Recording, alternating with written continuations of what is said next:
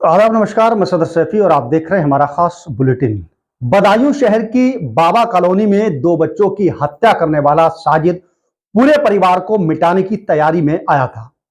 मोहल्ले वालों ने बताया कि जब वह दोनों बच्चों की हत्या करके जीने से नीचे उतर रहा था, तब तक आसपास के कई लोग ठेकेदार के घर पर सामने पहुंच गए थे। जब उन्होंने आरोपी के हाथ में बड़ा सा चाकू देखा तो उन्होंने आनन फानन में ठेकेदार की पत्नी संगीता और मझले बेटे पीयूष को हाथ में पकड़कर घर से बाहर खींच लिया, लेकिन इसी बीच साजिद भी वहां से भाग गया। वही मुख्य आरोपी साजिद अलापुर थाना क्षेत्र के कस्बा सखानू का रहने वाला है। उसकी दुकान ठेकेदार विनोद ठाकुर के घर के सामने सड़क के दूसरी ओर है। वह करीब 2 साल के बाद बाबा कॉलोनी में अपनी बाल काटने की दुकान चला रहा था। विनोद के तीनों बच्चे अक्सर उसकी दुकान पर बाल कटवाने जाया करते थे, जिसके चलते साजिद का उनसे घर आना जाना भी हो गया था। परिवार वालों को कभी अनुमान भी नहीं था कि वह उनके घर में घुसकर इतनी बड़ी घटना को अंजाम दे सकता है। मोहल्ले वालों का कहना है कि वैसे तो साजिद रोजाना रात के 9-10 बजे अपनी दुकान बंद करके सखानू जाता था, लेकिन मंगलवार शाम करीब 4 बजे ही अपनी दुकान बंद करके चला गया था। इस पर मोहल्ले वालों को आश्चर्य भी हुआ था। करीब रात 8 बजे दोबारा अपने साथियों को लेकर बाबा कॉलोनी पहुंचा। उस वक्त ठेकेदार के घर में उसकी पत्नी संगीता, बड़ा बेटा आयुष, मझला बेटा पीयूष और सबसे छोटा बेटा आहान उर्फ हनी भी मौजूद था। आरोपी अपने कपड़ों में चाकू छिपाकर उसके घर में पहुंचा था। उस दौरान तीनों बच्चे नीचे खेल रहे थे। साजिद को देखकर संगीता उसके लिए चाय बनाने चली गई। इतने में साजिद दोनों बच्चों को ऊपर ले गया और उनका काम तमाम कर दिया। वही भाइयों पर चाकू चलता देख पीयूष के हाथ से हाथ छूट गया और जो गिलास था वो छूट गया। मुख्य आरोपी साजिद आयुष और आहान उर्फ हनी की दूसरी मंजिल की छत पर ले गया था। उसने पीयूष से कहा था कि वह गिलास में पानी लेकर ऊपर आए। बच्चे अक्सर उससे मिलते रहते थे। इससे दोनों बच्चे आसानी से उसके घर की दूसरी मंजिल की छत पर पहुंच गए थे। लेकिन जब पीयूष शीशे के गिलास में पानी लेकर ऊपर पहुंचा तो वहां देखा कि साजिद उसके दोनों भाइयों पर बुरी तरह से चाकू से हमला कर रहा था। यह मंजर देखकर उसकी चीख निकल गई।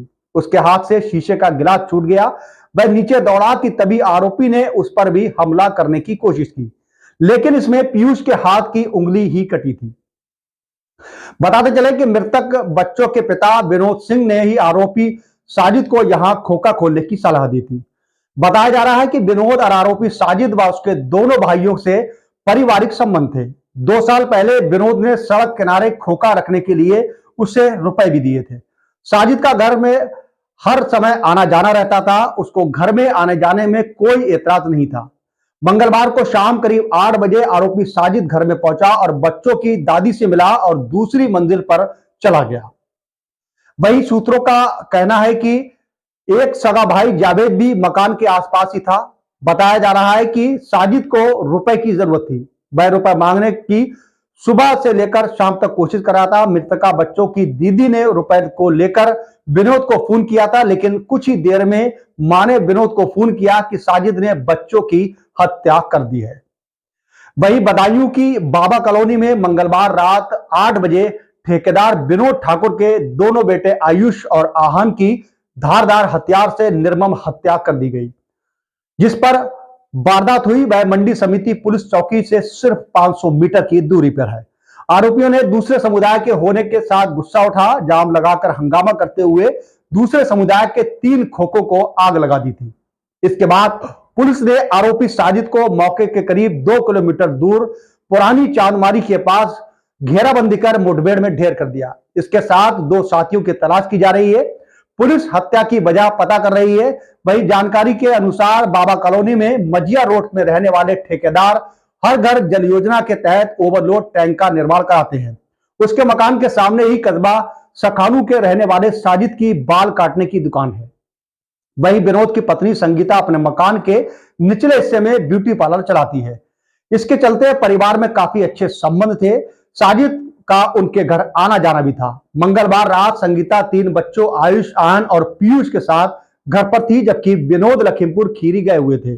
साजिद शाम 4 बजे दुकान बंद करके चले गया था। वही मुलाकात के लिए शाम को वो आया था और बच्चों की घटना यानी जो बच्चों की हत्या थी, निर्मम हत्या कर दी, जिसको लेकर एक समुदाय में काफी रोष था। वहीं पुलिस ने इनकाउंटर में साजिद को ढेर कर दिया है। फिलहाल इस बड़ी घटना ने दिल दहला दिया है और आसपास के इलाकों में भी इस घटना को लेकर काफी रोष व्यक्त किया गया है।